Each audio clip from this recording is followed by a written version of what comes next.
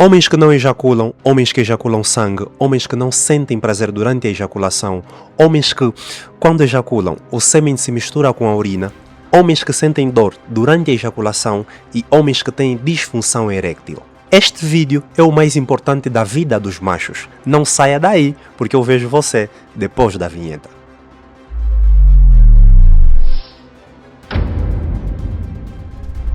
Olá meus amigos, eu sou o professor Evaristo Dalla e no vídeo de hoje vamos falar sobre saúde sexual masculina. Um assunto não só para homens, mas também para as mulheres, uma vez que os problemas sexuais de um acabam se transformando em problemas conjugais que afetam os dois. Por isso, é importante o casal se informar sobre estes problemas. Antes de começarmos, quero recomendar para você que vive em Malange a clínica InfoBreast. Se tiver qualquer problema de saúde e precisar de consultas médicas ou ainda precisar fazer qualquer exame laboratorial, a clínica que eu recomendo em Malange é a InfoBreast. Eu fui para lá, testei e gostei dos serviços. O número está na tela, experimente e depois me conte como foi a experiência. Vamos ao vídeo. Para que uma relação sexual aconteça normalmente, o cérebro, os nervos, os vasos sanguíneos, os hormônios, os músculos e o estado emocional precisam trabalhar em perfeita sintonia. Quando qualquer uma dessas partes falha, surge uma disfunção sexual.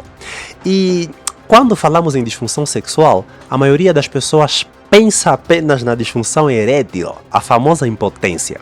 Mas a disfunção erétil é só um dos tipos de disfunção sexual que pode acontecer na vida do homem. Nesse contexto, a disfunção sexual é qualquer alteração persistente que dificulte ou impeça uma resposta sexual satisfatória. É importante destacar aqui a palavra persistente, o que significa que todo homem pode falhar ocasionalmente em um dos aspectos que mencionei. E isso é completamente normal. Só chamamos de disfunção sexual quando o problema se repete por vários meses e causa sofrimento. Mas antes de começarmos a citar as disfunções sexuais, precisamos entender como funciona o ciclo de resposta sexual, que pode ser dividido em 4 fases. E a primeira fase é a fase do desejo sexual ou líbido, que é quando surge a vontade de se ter relações sexuais. E aqui o grande protagonista é o cérebro, porque é nele que nasce a vontade de se ter relações. Vale mencionar também a testosterona, que participa muito na produção do desejo. O segundo elemento do ciclo de resposta sexual é a excitação, que é quando o cérebro envia sinais para os nervos do pênis. Esses nervos vão liberar uma substância chamada óxido nítrico. O óxido nítrico relaxa as artérias, o que faz com que os corpos cavernosos do pênis se encham de sangue, e isso gera a ereção. Se quiseres saber mais sobre esse assunto, mais sobre a fisiologia da ereção, te convido a assistir a um vídeo que gravei sobre o Kifaru. Vou deixar o link no primeiro comentário e eu recomendo fortemente que assistas, porque o vídeo, além de estar imperdível, a fisiologia da ereção está amplamente explicada com alguma especificidade a mais. O terceiro elemento do ciclo de resposta sexual é o orgasmo e a ejaculação, que apesar de muitas pessoas pensarem que são iguais, são duas coisas diferentes. Ou seja, é possível ter orgasmo sem ejaculação, como por exemplo naqueles pacientes que passaram por cirurgia da próstata ou em pacientes com lesões neurológicas. E também existe ejaculação com pouco prazer, por motivos que vamos falar a seguir. O quarto elemento do ciclo de resposta sexual é a resolução, que é quando o pênis perde a ereção e o organismo retoma ao seu estado normal. Agora que já conheces o ciclo da resposta sexual, resta-me dizer que disfunção sexual masculina é um termo amplo que envolve 3 pilares: a disfunção erétil, os distúrbios da ejaculação e a queda do líbido. A disfunção erétil, que é o primeiro deles e o mais famoso, é a dificuldade de se conseguir ou manter uma ereção firme o suficiente para o ato sexual. Aqui o problema é que o homem não consegue ter o órgão duro, ou até consegue ter o órgão duro, mas não consegue permanecer com ele nesse estado num tempo suficiente para sustentar uma relação sexual saudável. Inclusive, a disfunção erétil é provavelmente a disfunção sexual mais conhecida por todos. Dentre as causas da disfunção erétil, citam-se as causas vasculares, como na aterosclerose, que é o acúmulo de placas de gorduras nas paredes das artérias, traumas na região pélvica, com afetação vascular, ou seja, pacientes que sofreram um acidente e lesionaram o quadril, com afetação direta dos vasos sanguíneos desta região. Outro grupo importante são as causas de origem neurológicas, como pacientes com doença de Parkinson, por exemplo, ou pacientes que sofreram traumatismo na coluna vertebral e por aí fora. Temos também as causas hormonais, como no hipogonadismo, que é quando o homem produz pouca testosterona. Ainda nos distúrbios endócrinos existe o hipotireoidismo e o hipertireoidismo, que correspondem respectivamente à diminuição ou aumento dos níveis dos hormônios da tireoide.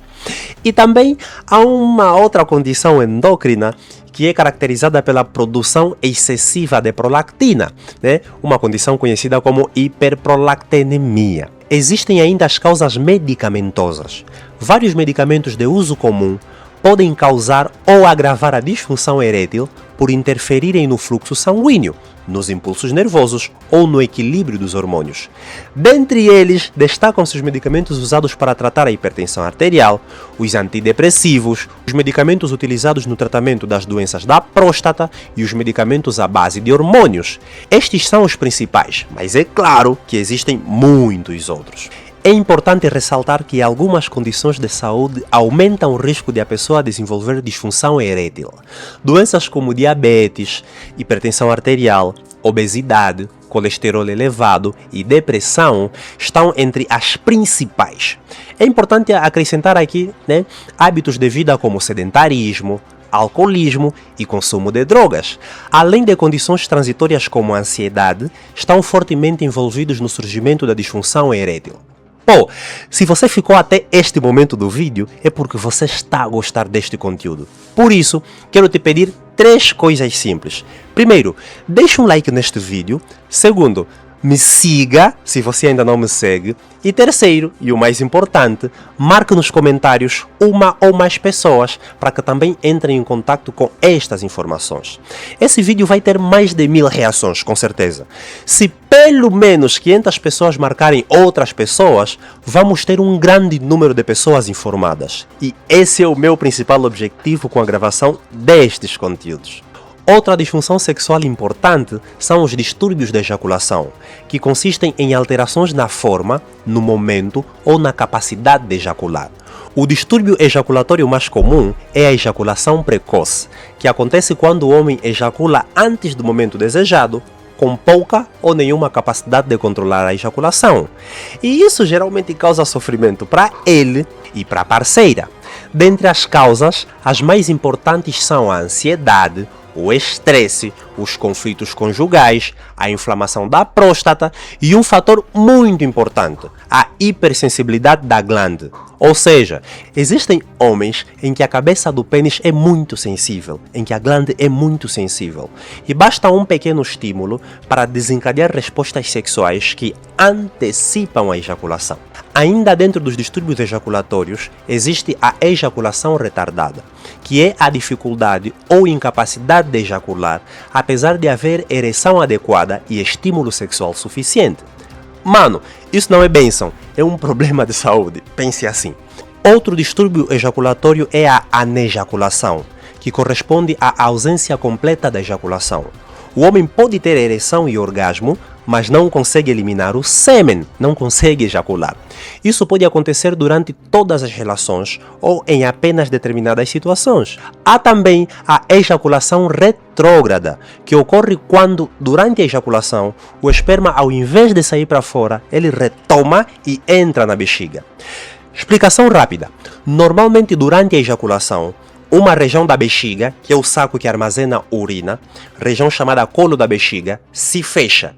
E esse fechamento impede o refluxo do esperma, ou seja, impede com que o esperma que tinha que sair volte e entre na bexiga.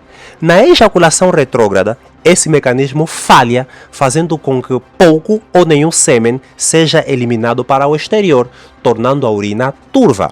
Um outro distúrbio ejaculatório importante é a ejaculação dolorosa. O homem sente dor durante ou logo após a ejaculação. Algumas condições podem causar dor durante a ejaculação. E essas condições são inflamação da próstata, inflamação das vesículas seminais, inflamação da uretra, o período após uma cirurgia pélvica e a síndrome da dor pélvica crônica. Essas mesmas causas, inclusive, podem estar na origem de um outro distúrbio ejaculatório chamado hematospermia, que é a presença de sangue no esperma. Embora cause algum susto, na maioria dos homens costuma ser uma condição benigna. Lembrando que entre as causas temos a prostatite, a uretrite, o trauma pélvico, a hipertensão arterial e até tumores. Há uma situação em que o homem consegue ter ereção, consegue até ejacular, mas não experimenta a sensação subjetiva do orgasmo, ou seja, não sente prazer durante a ejaculação. Isso pode acontecer por fatores psicológicos, doenças neurológicas e também pelo uso de medicamentos antidepressivos. O contrário também é verdade. O homem pode sentir orgasmo sem haver emissão de sêmen. Pode sentir prazer como se tivesse a ejacular sem eliminar esperma. É isso. E isso pode acontecer durante a anejaculação, na ejaculação retrógrada, após a retirada da próstata, um procedimento chamado prostatectomia radical, e também em algumas doenças neurológicas. Continuando com as disfunções sexuais, o homem pode apresentar baixo desejo sexual, também chamado de baixo líbido, ou baixo libido, dá no mesmo. O problema aqui não é a ereção, é a ausência de desejo. As causas mais comuns incluem testosterona baixa, depressão, estresse, doenças crônicas, uso de medicamentos e problemas conjugais. Uma nota importante é que ter um episódio isolado de falha por estar cansado, bêbado, doente ou estressado não é disfunção sexual. O problema caracteriza-se quando isso se torna frequente e começa a gerar ansiedade, frustração e sofrimento. O tratamento depende da causa. Em muitos casos, mudanças do estilo de vida melhoram significativamente a função sexual. Perder peso, controlar a diabetes, deixar de fumar, praticar atividades físicas regularmente e reduzir o consumo de álcool são medidas que podem fazer uma enorme diferença. Em alguns casos, também podem ser necessários tratamentos específicos como reposição hormonal, psicoterapia e outros meios terapêuticos, sempre de acordo com a orientação médica. Espero muito que você tenha gostado deste vídeo. Se quiseres me ajudar a impulsionar este projeto, partilhe este vídeo. Desta forma, o Facebook entende que este é um conteúdo relevante e vai recomendar para mais e mais pessoas. É isso.